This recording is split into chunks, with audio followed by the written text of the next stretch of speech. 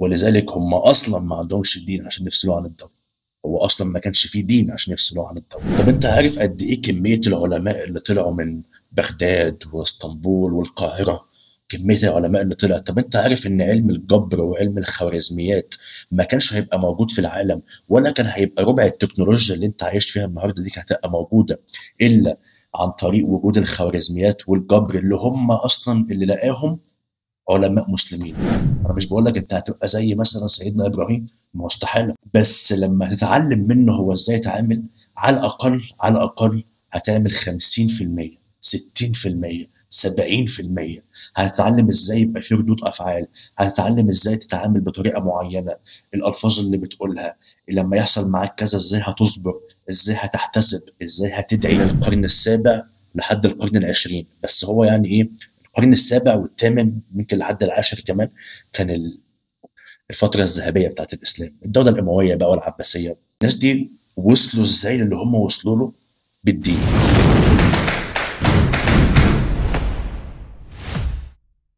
واتساب عليكم يا تمينات واهلا بكم في قناتي واهلا بكم في حلقة جديدة، وبنتابع سلسلة حلقات ليه مصر فاشلة، وهذه الحلقة الرابعة، وهنتكلم فيها عن سبب من أسباب خراب مصر وهو الدين، ولكنه سبب لخراب مصر لبعض من يدعي ده. هم شايفين إن الدين هو سبب خراب مصر.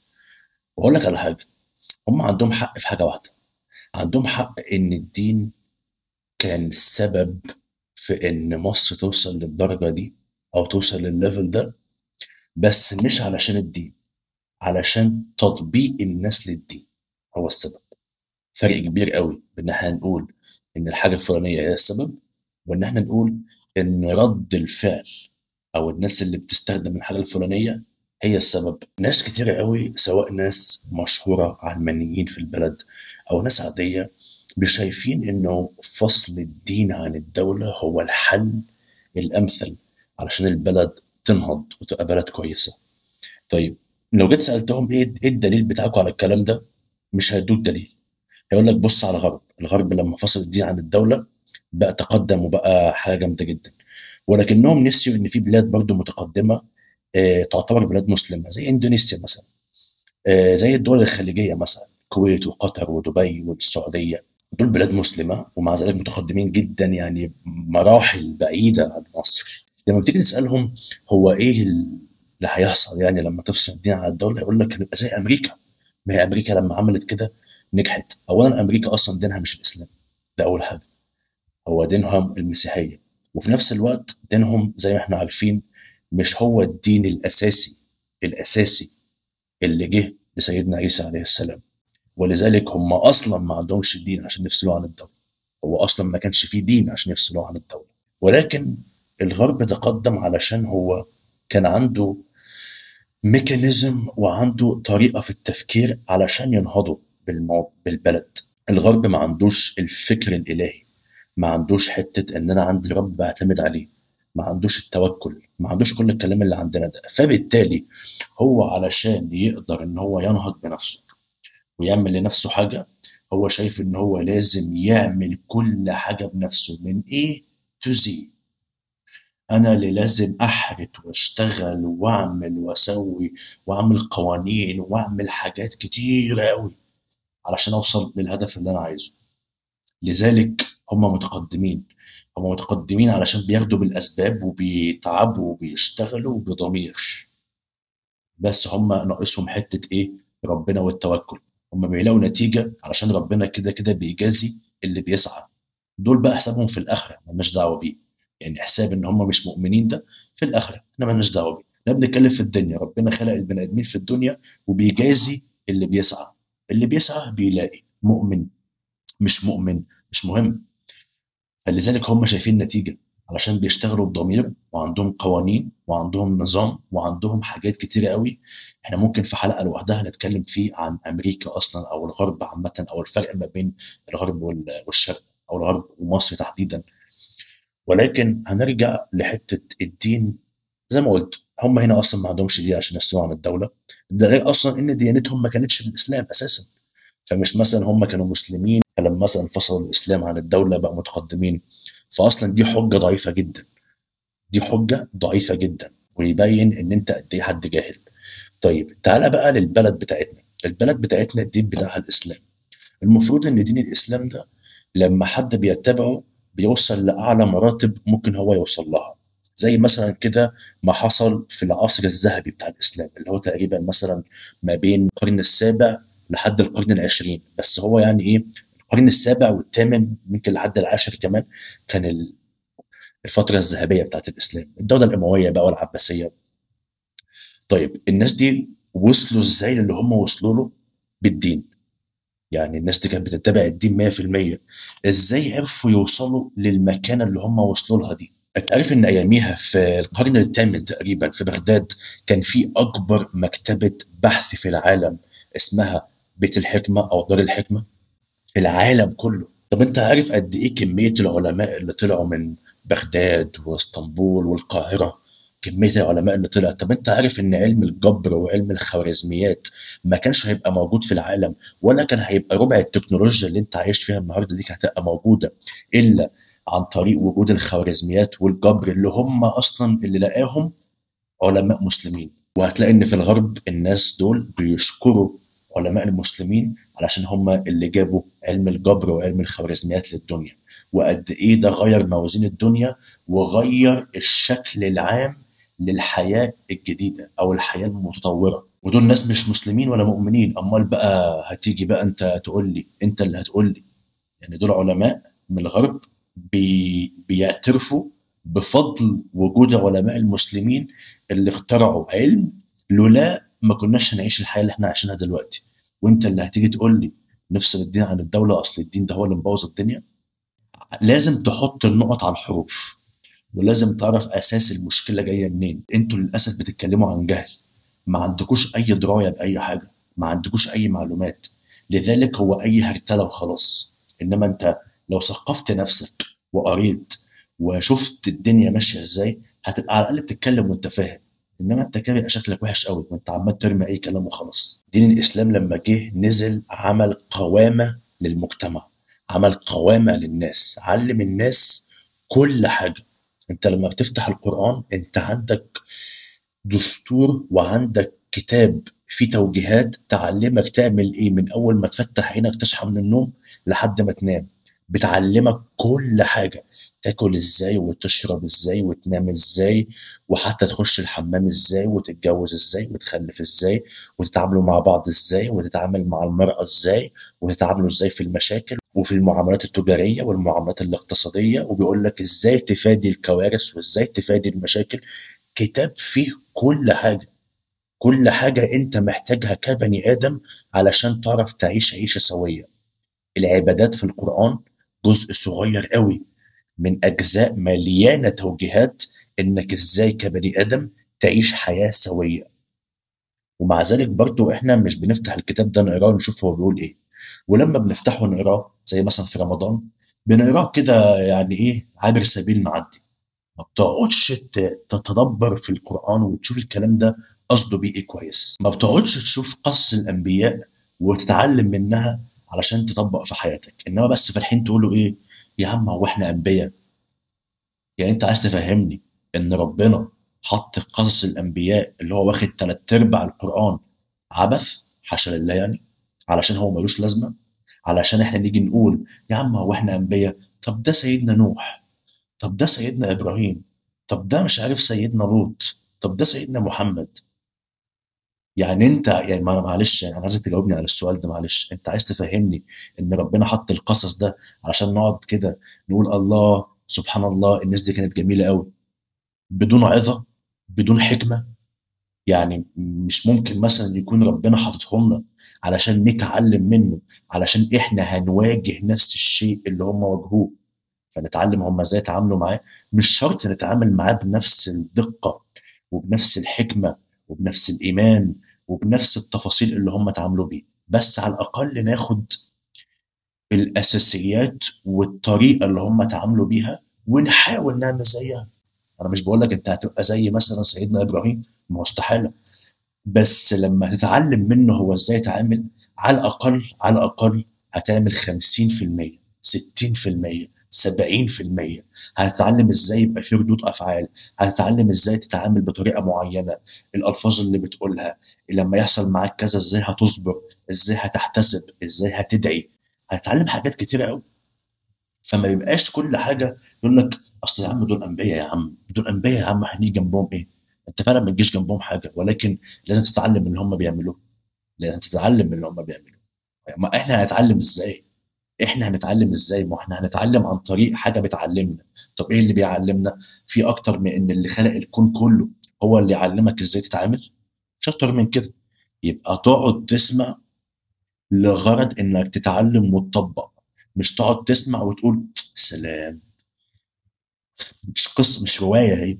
فهنرجع ونقول ان الدين هو اللي جه، ماشي، عمل مكارم الاخلاق، تمم مكارم الاخلاق. العرب كان عندهم اخلاق، صح؟ يعني العرب كانوا معروفين بان هم عندهم اخلاق حميده. الدين الاسلام جه كمل ده، تممها يعني قال لك كل حاجه انت ممكن تحتاجها في حته الاخلاق، انك ازاي تبقى انسان خلوق. والاخلاق دي هي الدين كله. يعني الدين المعامله، المعامله اخلاق، هي دايره كده. تمام. ازاي تتعامل مع الناس، ازاي تتعامل مع اهلك، ازاي تتعامل مع مراتك، ازاي تتعامل مع اولادك، ازاي تتعامل في التجاره، ازاي تتعامل مع مش عارف مين، ازاي تتعامل مع غير المسلم، ازاي تنصح الناس، ازاي تعمل كذا، ازاي تسوي كذا.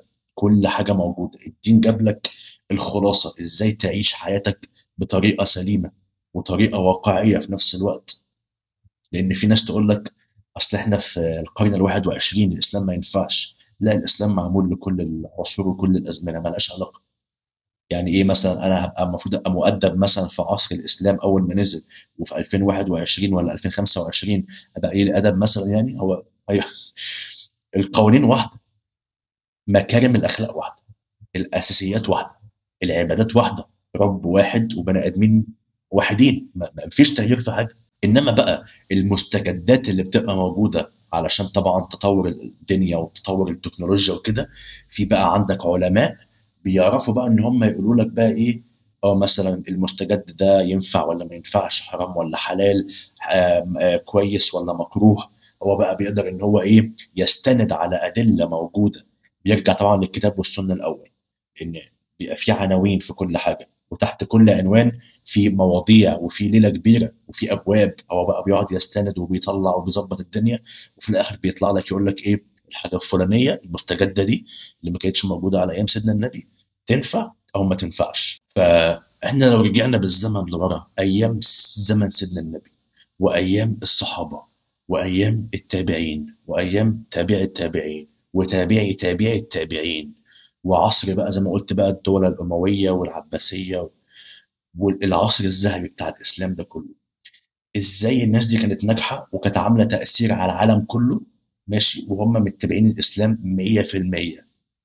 يبقى الإسلام مش هو بقى المشكلة، يبقى الدين مش هو المشكلة. تبقى المشكلة في مين؟ المشكلة في البني آدمين اللي بيطبقوا الكتاب، المشكلة في البني آدمين اللي بيطبقوا الإسلام.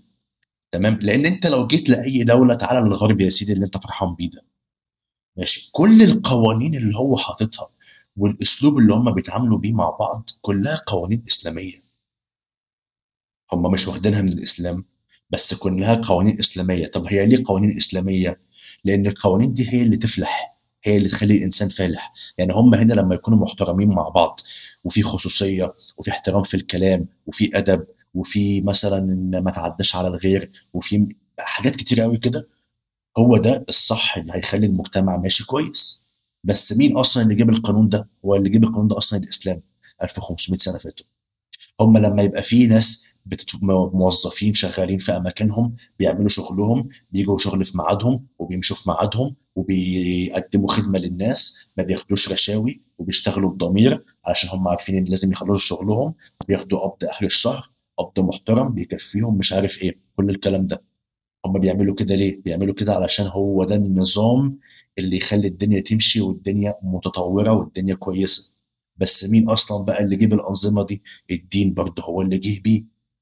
فهم ناجحين، هم بيطبقوا كل قوانين الإسلام تقريبا يعني. فعلشان كده هم ناجحين. الفرق بس ان هم مش مسلمين، زي ما السيد الشعراوي قال كده: لما طلعت الغرب هم عندهم اسلام بلا مسلمين، واحنا عندنا في مسلمين بلا اسلام. طبعا الجمله دي شهيره وكله عارفها. دي حقيقه، دي حقيقه، بس انتوا رافضين ان تتقبلوها. في يعني في اللي هو ايه، معرفش بقى غيره ولا حقد ولا ايه، بس انت اللي عملت كده في نفسك، وانت اللي عملت كده في بلدك. فبما ان الاسلام والدين كان عامل شغل زمان، يبقى المشكله مش في الدين، المشكله في الانسان اللي بيطبق الدين.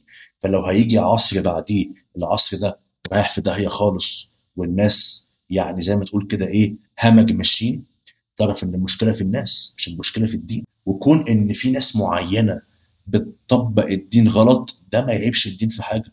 ما هو ده اللي الارهابيين بيعملوه. مش هم بيقول لك الله اكبر ولا اله الا الله، بس بيروح يقتل في الناس؟ وربنا قال لك روح يقتل في الناس؟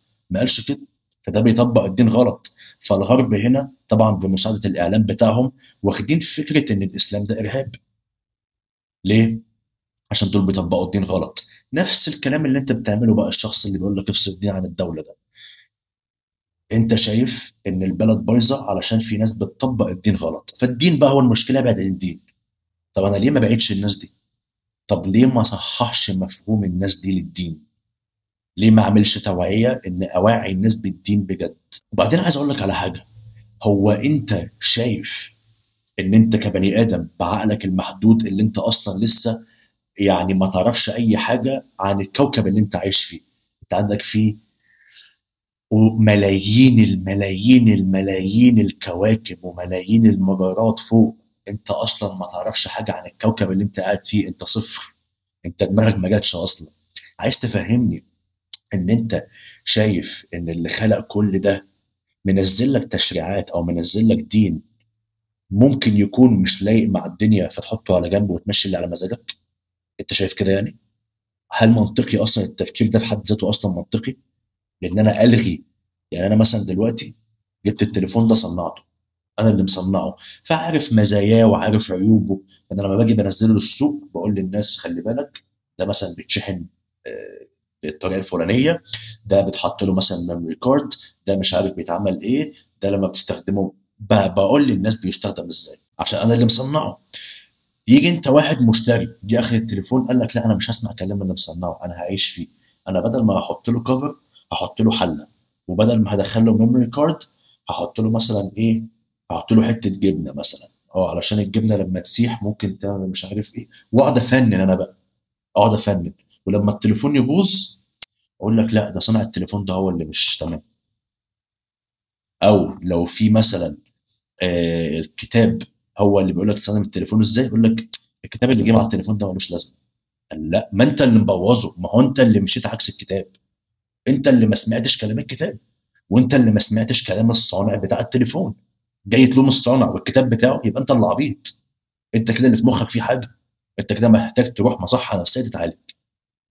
او ممكن تكون مش عايز تتعالج بس انت مخك مغيب، عايز لك مثلا ايه 20 سنه ضوئيه كده تتعلم فيهم من اول وجديد.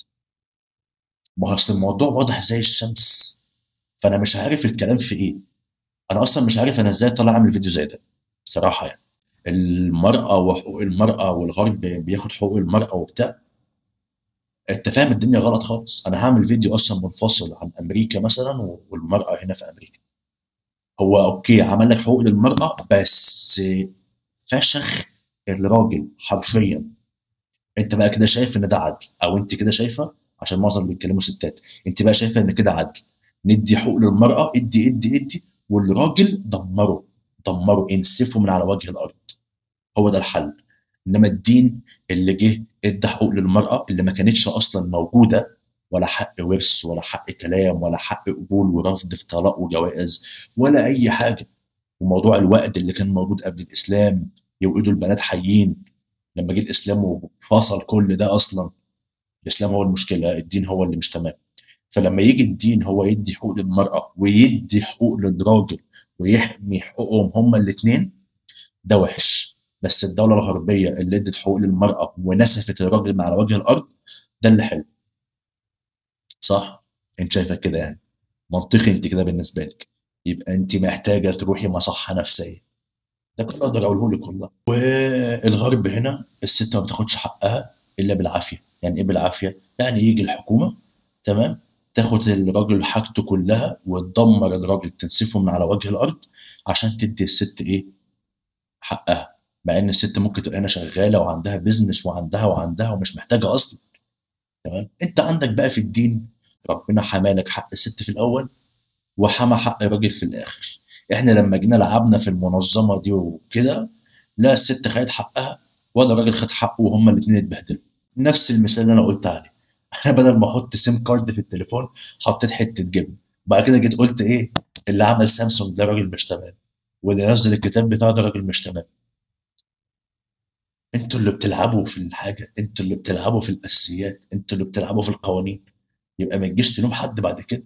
ما تجيش تقول لي اصل الدين هو المشكله، ولو فصلنا الدين عن الدوله هتبقى تمام. او انت مفكر ان انت كبني ادم انت اصلا ما عندكش معلومات عن حاجه. انت لو مفكره ان انت كده دماغك شغاله وعندك معلومات، انت لا، انت صفر. انت صفر. ومش بقول لك انت بالاخص، احنا كلنا كبني ادمين صفر. ما نقدرش ان احنا نخترع قوانين علشان نقيم بيها نفسنا ونعيش بيها. لازم القانون يجي من حد مسيطر، حد خالق، حد عنده العلم كله. لازم. ما ينفعش الناقص يحط حاجه لنفسه. انا هجيب منين انا افكار اصلا، او هجيب منين معلومات احط لنفسي قوانين اعيش بيها في حياتي بطريقه كويسه وسليمه وناضجه وفيها قوامه وفيها عدل؟ انا كبني ادم هجيب منين؟ لازم اللي خلقني، ولازم اللي عنده العلم كله all knowledgeable هو اللي يجيب لي اللي انا محتاج اعيش بيه. فانا اساسا لو فصلت الدين عن الدوله انا هبقى ميح. انا اصلا ممكن ما اعرفش اعيش بعد كده، مش هيبقى فيه عيشه بعد كده، مش هيبقى فيه تعامل بعد كده، مش هيبقى فيه اي حاجه خالص. وبعدين يعني ايه اصلا افصل الدين عن الدوله؟ المفهوم نفسه، الدوله دي اللي هي بتاعت ربنا اصلا، اللي هي الارض دي، الكره الارضيه كلها بكل بلادها بكل اللي فيها، ربنا اللي خالقها. يعني ايه افصل حكمه فيها؟ يعني ايه افصل حكم اللي خلقها فيها؟ يعني انت كمان عايزه تستولي على حكم ربنا؟ يعني عايز تستولي على ارض ربنا؟ يعني انتوا مش مكفيكم ان انتوا بتسرقوا حق الناس، واللي بيسرق ورث التاني، واللي ياخد ارض التاني وشقه التاني ومش عارف ايه، كمان عايزين تاخدوا حكم ربنا؟ يعني انتوا ايه؟ انتوا ايه الجبروت اللي انتوا فيه ده؟ ده جبروت ما شفتوش بعد كده. ما فرقتيش حاجه عن الملحد. ما فرقتيش حاجه عن الملحد خالص بجد. انا مش فاهم الدماغ دي. الدماغ دي اللي بتفكر كده دي عايزه اعاده تاهيل. محتاجه دكتور نفساني، على علم نفس، على اخصائيين. عايزه كده ايه، لوكشه حلوه كده تقعدي معاهم، يتعمل لك ايه، تمشيط وتنظيف للمخ اللي بيفكر بالاسلوب ده. فتاني هرجع اقول، لو الاسلام او الدين كان عايش عصر ذهبي لمدة قرون، وطلع منه علماء وطلع منه حاجات كتيرة كويسة وطلع منه عمار وطلع منه ناس وطلع منه حكايات بنسمعها، والنهاردة احنا حالنا بالحال ده، تبقى المشكلة مش في الدين. تبقى المشكلة مش في ايه؟ مش في الدين. ولو حتى هنسيب أمثلة زمان على جنب وهنيجي للنهاردة، بص على الدول الخليجية والدول الآسيوية اللي هم أصلا دول مسلمة، وشوفوا هم فين وانت فين. هتعرف ان المشكلة مش في الدين. هتعرف ان المشكلة في الناس اللي بتطبق الدين. احنا عندنا يا اما ناس بتطبق الدين غلط، يا اما ناس ما بتطبقش الدين اصلا. طبعا في ناس اللي بتطبق الدين صح قليلين، بس القلة دي مش هي اللي هتعمل الفارق في المجتمع، مش هي اللي هتنجح المجتمع للأسف. فايه اللي مسيطر؟ اللي مطبق الدين غلط واللي مش مطبق الدين اصلا. لو عايزين بقى حلقه في ان احنا نتكلم في ان احنا ازاي نطبق الدين صح، ممكن نعمل له حلقه لوحده. بس انا حبيت اوضح حته فصل الدين عن الدوله. ده اصلا مبدا عبثي، ملوش اي وجود، ملوش اي ادله، ملوش اي اساس من الصحه، ملوش حتى حاجه تترتب عليه بعد كده. يعني لو ربنا كرمك او كرمك وفهمتوا حاجه من اللي انا قلتها، اتمنى تلغوا المفهوم والمبدأ ده من مخكم اصلا ومن الحياة عامة، لانه عبثي جدا. ولو قلتوه قدام اي حد، حتى الغرب لو قلت له كده هيفتكروا ان انتوا مجانين، فيكم حاجة غلط. بس فلو عجبك الفيديو ما تنساش تسيب لي ثامز اب، اعمل سبسكرايب للقناة لو انت ما عملتش، ولو انت مهتم بانك تظبط جسمك وتوصل لفورمه كويسه، او حتى مالكش في الجيم وحابب تبقى عندك حياه احسن واصح، انزل تحت في الديسكربشن هتلاقي كتاب ال 100 وجبه بتاعي. هتلاقي فيه نوعيات اكل كتيره جدا كلها معموله بطريقه صحيه ومحسوبه السعرات والماكرو نيوترينتس اللي هي البروتين والكارب والفات، عشان يساعدك انك تاكل اكل وتستمتع بطعمه وكل حاجه بدون الضغط والاسى بتاع الدايت بتاع الزبادي والتفاح والكلام ده، وتوصل لهدفك ايا ما يكون، سواء جسم، خساره دهون، او بناء عضلات، او حد بس حابب يحسن من صحته. ولو انت حابب تعمل كاستم شيرتس، يعني تيشيرتات معموله بطريقه معينه، طباعه معينه، انت عايز تعملها بالطريقه اللي انت عايزها، حابب شكل معين، كتابه معينه، وانت عايش في امريكا، خش برضه في الديسكربشن هتلاقي اللينك بتاع تي شاك برينتنج، الشركه اللي بنعمل فيها تيشيرتات طباعه كاستمايزد على حسب زي ما انت عايز بالظبط، وجود كواليتي، وهتعجبك قوي يعني. بس اعمل سبسكرايب واشوفك في الحلقه اللي جايه ان شاء الله.